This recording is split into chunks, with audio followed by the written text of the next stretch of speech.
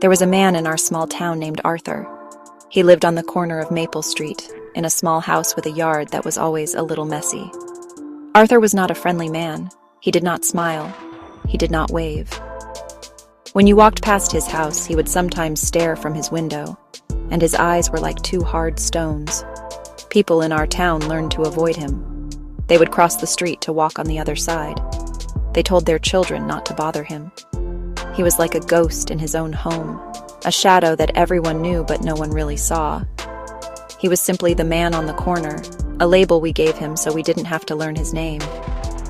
We all had our stories about Arthur. Someone said he yelled at the mailman once. Another said he slammed his door when a neighbor tried to bring him a pie. These stories grew, as stories often do in a small town. They became the truth about him. We decided who he was without ever asking. He was difficult. He was mean. He was someone to stay away from. It was easier that way. It is always easier to create a simple story about someone than to learn the complicated truth. We built a wall around him with our whispers and our assumptions, never thinking he might be trapped inside. One Tuesday I was walking my dog, and the leash snapped. My dog, a playful golden retriever named Sunny, ran straight into Arthur's messy yard. I felt a knot in my stomach. I expected yelling. I expected anger.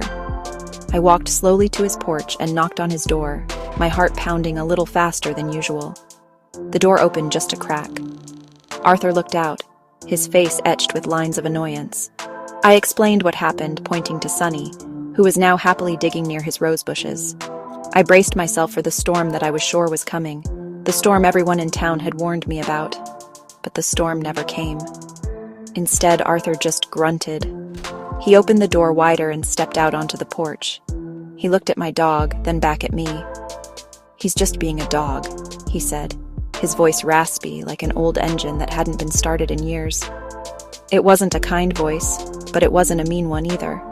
It was just a voice. A human voice. And in that small moment, I realized that all the stories we told might not be the whole story. I decided right then that I wanted to know more. I wanted to know the real story of the man on the corner. I started stopping by Arthur's house. Not every day, but once in a while. I would say hello. I would ask about his roses. At first, he would just nod or give one-word answers.